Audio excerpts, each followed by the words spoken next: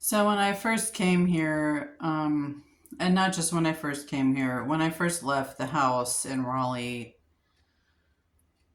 uh, I really thought that I was sort of coming to the end of an era and that leaving there and going to a completely different state across the country, sacrificing, seeing Maya, sacrificing place that I've been living in for 20 years that I was comfortable with and that I liked for the most part. I mean, I was like, I've said I was ready to leave North Carolina, but I wanted to leave it on my own terms, so, and nothing is ever on my own terms. And that's kind of where I'm going with this is, so as I've been here for 2 weeks, I think it is now. And just as I was starting to feel comfortable, there's chaos happening. Billy's son is coming back to the house for, he said, a couple of weeks. They said a couple of weeks, which means he's going to be in the guest room that has the bathroom. It's like an ensuite bathroom in the guest room. It's just the bathroom that I've been using for like showers and stuff. And that's the only other bathroom in the house is Pam and Billy's, and that's inside their bedroom. So it's like I don't really want to go in there and use that one at all. So now I have to share the bathroom, which is not the end of the world. It's just, um, it's with a guy who's like 30, and, it's weird because I'm like an adult and he's an adult, and, like, it's just weird. It's just weird. It's like a weird intimacy that I'm not at all comfortable with. But beggars can't be choosers. Pam says she hates it when I say that, but it's true apparently.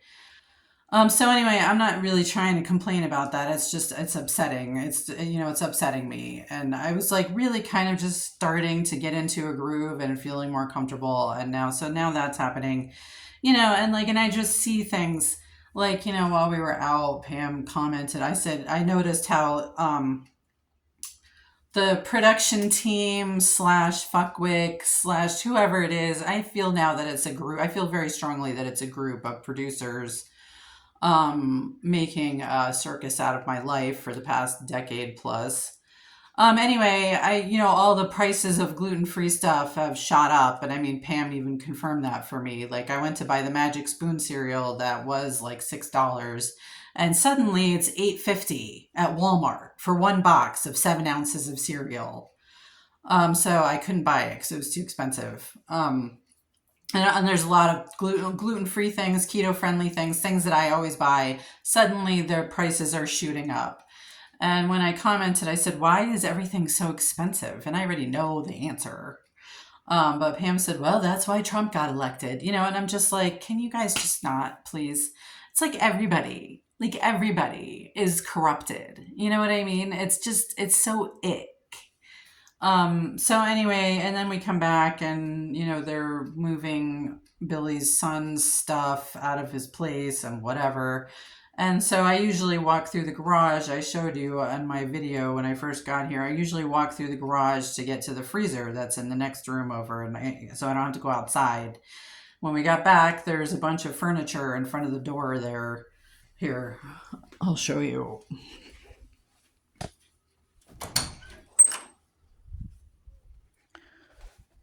I don't know if it's too dark. No, it's not. You can see.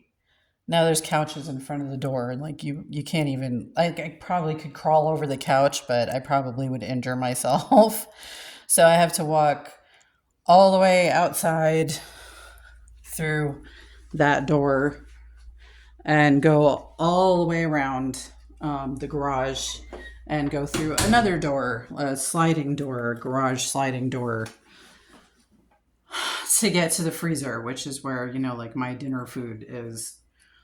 So, and I feel like that's deliberate. It's like the same, because it's just because it's a pattern that I've lived with for a very long time, that people around me are always like the object of the show, of the game that has been made of my fucking life, is make things as difficult and uncomfortable for Diana as possible.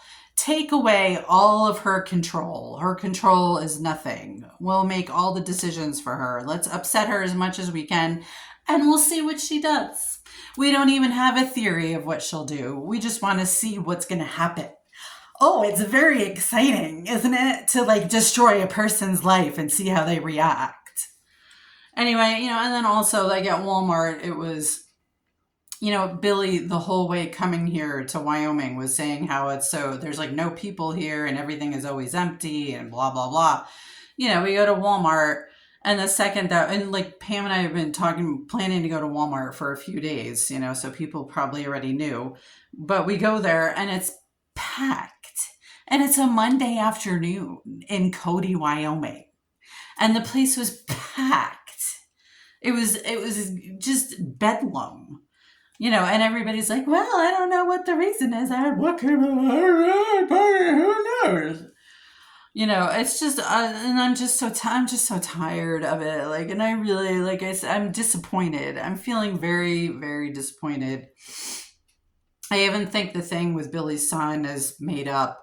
I'm just sitting here thinking, and I'm like, I think that since the moment that Pam and Billy picked me up at the house, I think everything has been a lie. It's just all been like a script, and they're all just like telling me what they're supposed to tell me, and making up, doing a story that's been written for everyone, and like it's what I just really thought it was going to be an improvement, and I'm still having to be tight with money because the prices of everything is like triple what it was in Raleigh, because, I guess they figured since I was going to a foreign place that they could just do whatever the fuck they wanted, and I would just have to accept it, which is how it's been for the whole 10 plus years that they've been abusing me and fucking with my life, for which I'm going to sue the shit out of them when I finally get free. So that was basically my update for today. I'm feeling angry. I'm feeling very, very disappointed. Very, very disappointed. So that's it.